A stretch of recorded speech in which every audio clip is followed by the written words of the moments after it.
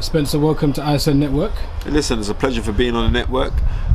So big up ISN, man. Thank you, man. I wanted to ask you a couple of questions. First question is the Anthony Yard Kovalev result. I know Tunde is a good friend of yours from back in the day. Yeah. How do you feel about the criticism that he's getting at the moment?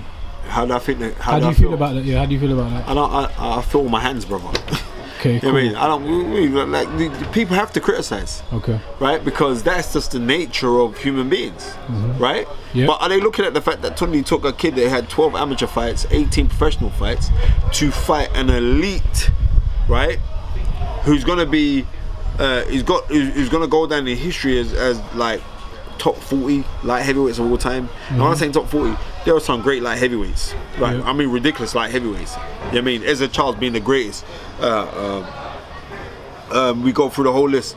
Archie Moore, Bob Foster, Michael Spinks, Roy Jones, great men who were champions. So, but he's going to be up in the rankings, man. So we got a rating for that one. And what Anthony Yard showed us is that the kid can actually fight. It's not just lions in the camp. You know what I mean? It's eventually the lion's going to be a champ. So we should commend the guy.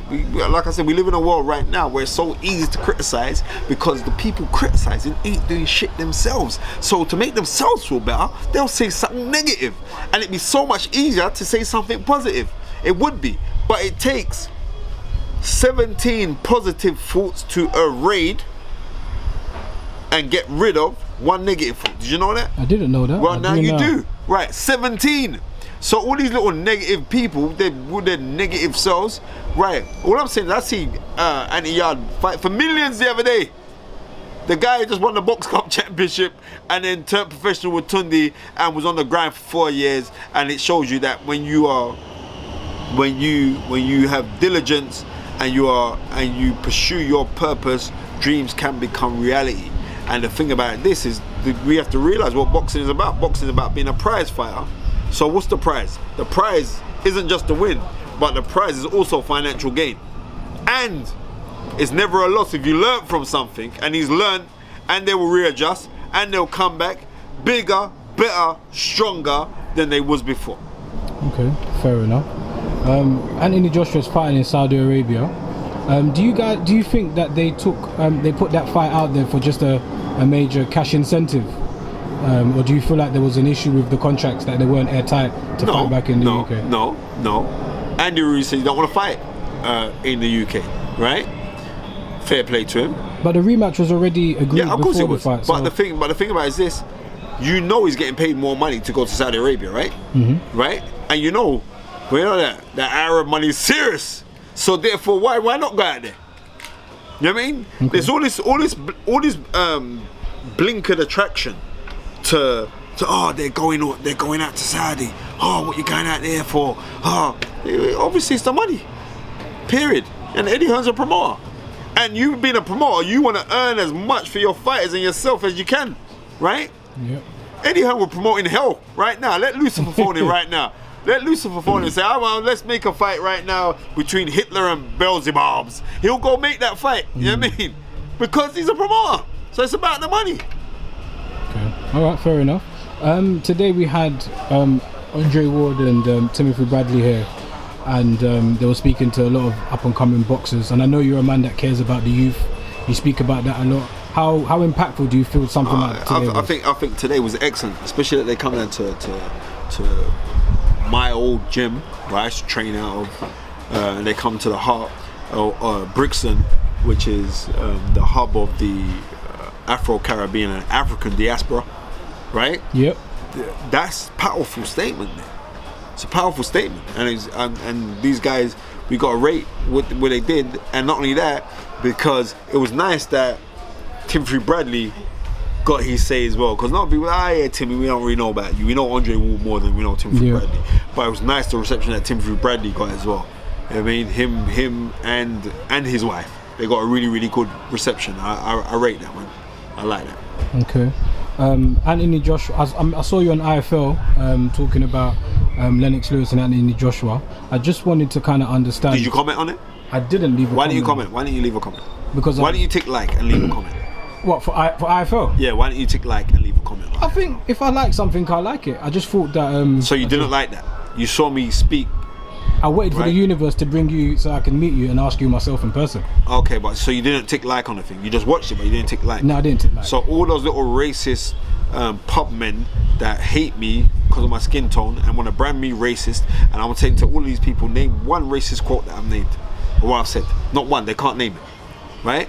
So all of that, this is what I get, and this is abuse that I will get constantly. Oh, he's racist. Oh, he's this. Why? Because I speak about the social inequalities and the injustices happening to people of your skin tone. There's nothing wrong with making comments like that, and I guess if people want to have their own opinion. Right, so that's all I'm saying. Okay. You know what I mean? And I'm going to continue being that because I'm going to fight the good fight, because if I'm fighting a good fight, then I know like if Allah's with me, then no one can be against me, period. And that's what scares a lot of these people, because they're scared of that. Okay. How far does that issue with Joshua and Lennox Lewis stem from?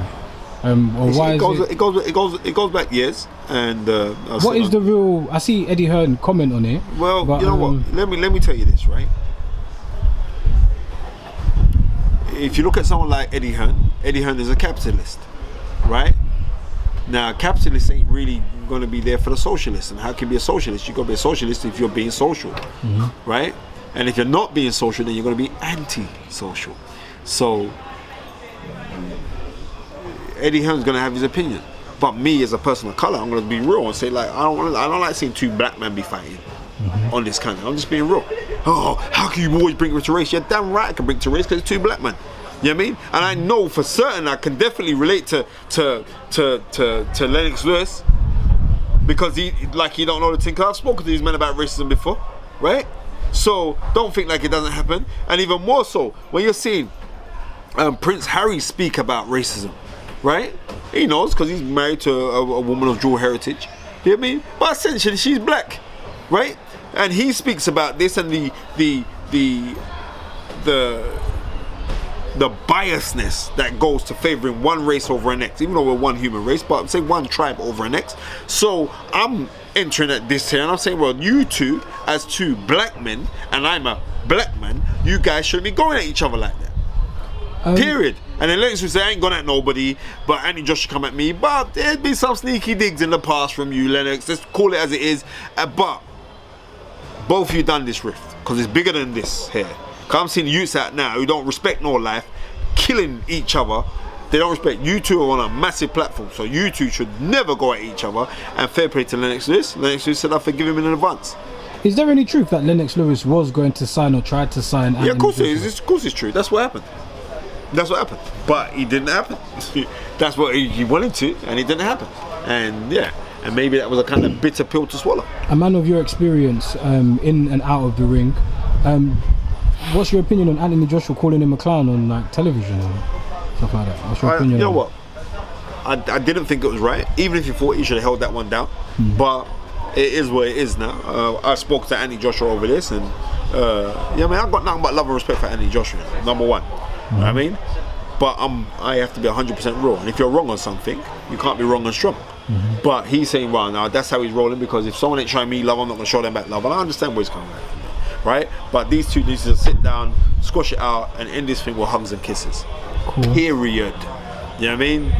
Go listen to Nas, was it Nas Lost Tapes? I'm sure it is. One of the tracks. Lost Tapes 2 or Lost Tapes 1? No, Lost Tapes 1. Yeah, that's the best one. No, it's incredible, right? Have you heard Lost Tapes 2? Yeah, I've got it in my car right now. I don't like it. Yeah, you know what? Nah, there's a couple good tracks on it, man. Man. Those songs are not lost. Those songs sound like they're 2015. Yeah, I know. They're you know not, what? They're not 90s lost. No. You're missing the whole point. Listen to it when he's saying, I am Marcus Garvey. I don't hear no rapper talking that. No rapper. Okay. Come on, man. You see? You know, young kids, you go over your head, right? Just go over your head because you ain't listening, but you gotta listen, brother. No, I'm a serial Nas fan. Nas is my guy, man. I love Nas. I'm telling you that now. He's my guy. Okay. Being at Miguel's gym, we can only speak about Dylan White. With the situation with the B sample, do you know why, in your experience, why it's taken so long? No, I don't know, but you have to remember this part is like, if you fail the A sample, yeah, you are 99.5% gonna fail the B sample. What difference does it make? But what was found in him was something that the board of control have. Me and Dylan speak regular. That it was not something that was injected in you, something that you most probably took orally. So if it's something that you took orally, would they have thought, and I'm going to quote Eddie Hearn on this one. Eddie Hearn was saying, right, do you really think they would allow the drug cheat to go and fight? No, they wouldn't have. So it was that minuscule that was found in him. It was a minuscule. But when saying that, most of the time when guys get busted, it's something that's found that's minuscule inside of them. All I'm saying is I just hope and I pray that he gets he gets a chance to redeem himself from this situation. Do you agree that some people on YouTube and been commented saying if he does fail, he should be banned for life because it would have been the second time he failed? And You know the first time when he failed. I'm going to educate guys on your channel, bro. First time he failed, he took a drink, right? And this is factual. He took a drink, and it was like 2 weeks prior. What was on the list wasn't on the list. When he got tested, they just put it back on the list. So it's one of those kind of ones. So it's kind of catch-22. Like 2 weeks ago, it wasn't a banned substance, and then 2 weeks forward, it's a banned substance, and you happen to fail the test, right? Yep. So am I gonna say, oh, you were taking something because you want to damage people? No. Do I believe that Dylan White is a drug cheat? No, I don't believe that at all. So, and I'm gonna stand by that.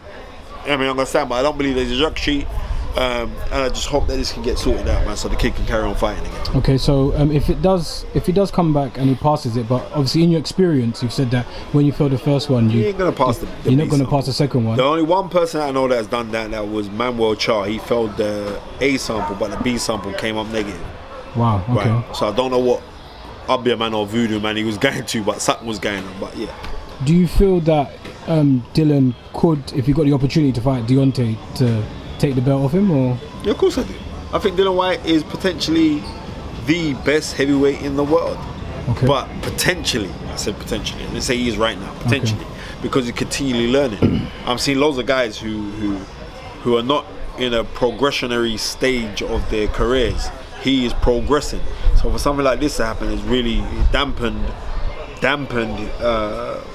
him, his prospects, his chances. Yeah, of course it has. It's dampened a lot of things. So I just hope that things can get sorted out, man. Cool. And finally, talk to me about your fighters. I've done some research, found out you're a promoter, something I just didn't know before. I was a promoter. Right now, I run MTK Global Foundation, and it's like I'm a contributor towards Ringside Toe to Toe Boxing Podcast, which I used to do every week, but now it's like ad hoc, so it's whenever they need me. Okay. But it's helped the profile, and I'm really grateful that my profile has grown as it's grown.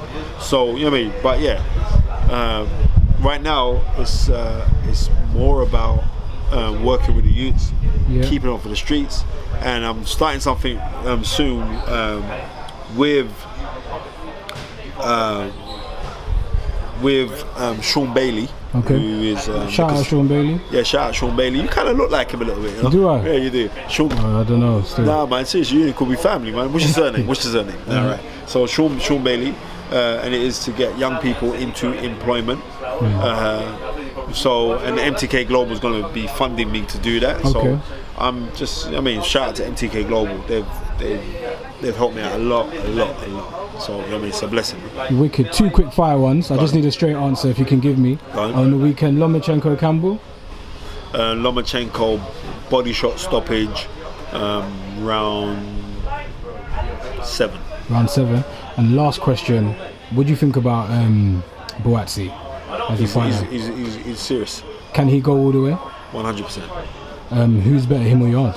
Who's better, him or Yard? Yeah. And it's not a thing of to pick and pick. I'm not going to pick on that one because I know both. Okay, you're not going to pick on them. And they're both my brothers. Alright then, so better question then.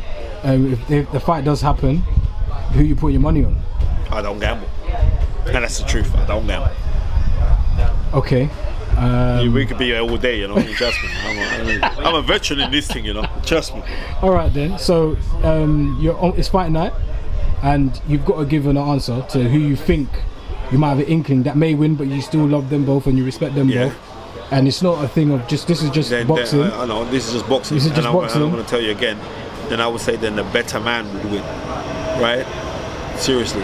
Thank you very much, Spencer. Yeah, cool. For and both men are deeply religious as well. Okay. Both men have a deep affinity with God, the real God. Yep. So therefore, it's the one that God favors the most.